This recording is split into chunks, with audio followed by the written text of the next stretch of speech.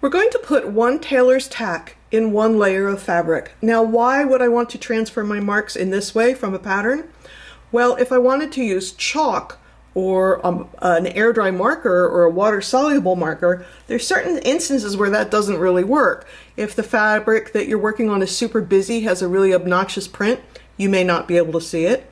And if the fabric you're working on has a lot of nap or fuzz, like a velour or a fleece, sometimes those marks don't transfer well. So we're going to transfer the mark directly from the pattern to a single layer of fabric using a tailor's tack. So I'm using a contrasting color of thread. I have taken my single strand of thread, passed it through the needle, and folded it in half. So I have two strands going on, and there is no knot. So I'm going down and up a little ways away. It's a lot like making a back stitch. So I'm going to pull, pull, pull, pull, pull. I don't want to pull it out. And I want to have a good amount of thread hanging out on that side so that it doesn't pull out before I want it to. Now I'm going to make my back stitch. So I'm going very near where we went down the first time, and I'm coming up this very near where we came out the first time. I'm going to hold on to this so I don't make a mistake, and I'm going to pull, pull, pull, pull, pull, but I don't want it to close completely up. I'm going to leave a loop. So there's my loop. Longer is better than shorter if you're worried about it. And I'm going to trim my threads, leaving an inch or an inch and a half on the other side. So there's one. Let's do one more. I have my thread folded, so there's two. I'm going to go down through the pattern and the single layer of fabric. I want to have my hand pretty close to it because you notice I just made a little dig in that pattern, which I don't want to do. I'm going to pull, pull, pull, pull, pull, and leave about an inch and a half on that other side. I'm going to make my back stitch. You can make your stitches smaller too. I just made mine pretty big so you can see what I'm doing.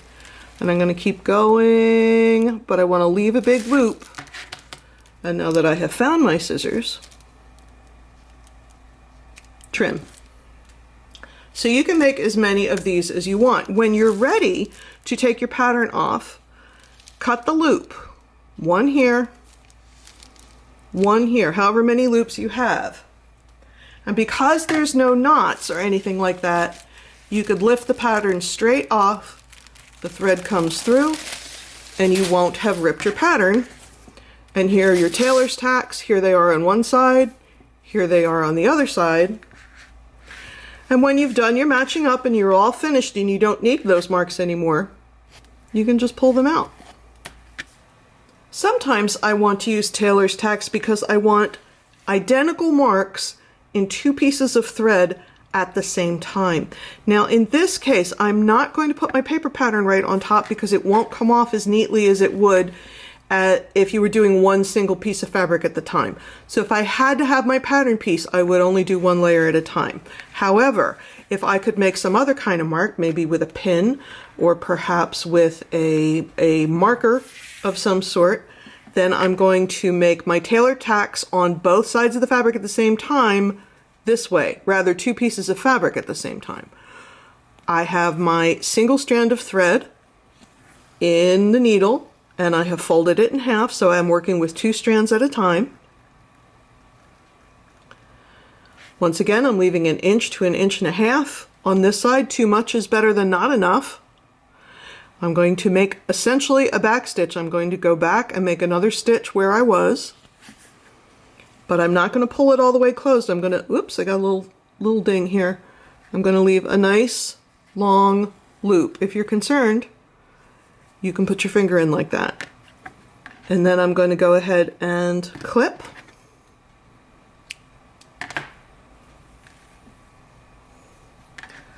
Let's do one more. Taking a little back stitch basically.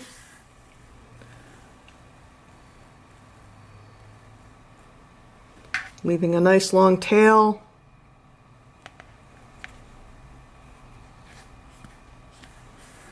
Making a nice big loop.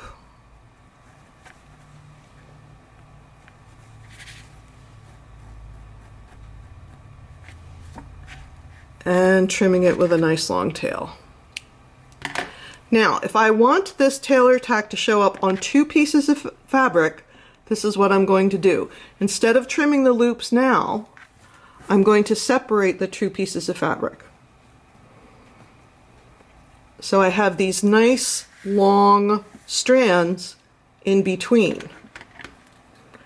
Now I'm going to cut right in the middle. I don't want to be too close to either side. And look, now I have Tailor's Tacks on this piece, and I have Tailor's Tacks in the exact same spot on the other piece. And just like we did when we did them a one at a time, when I'm finished with them, I can just pull them out. This has a little knot in it. That was supposed to look a lot fancier.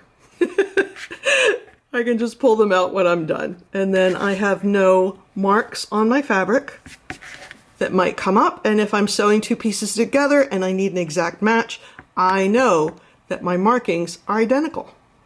For my last trick, if I have a whole bunch of Tailor's Tacks that I need to make in a row, instead of starting and stopping each one individually, I can make them in a row. They have to be pretty well spaced apart in order to have plenty of thread between them.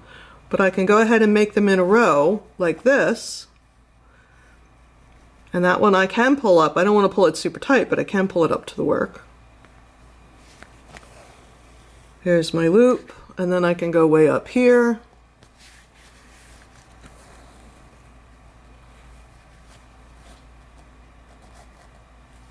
And there's my loop. Let's do one more just for giggles. There's my loop, and then if I had to go up here,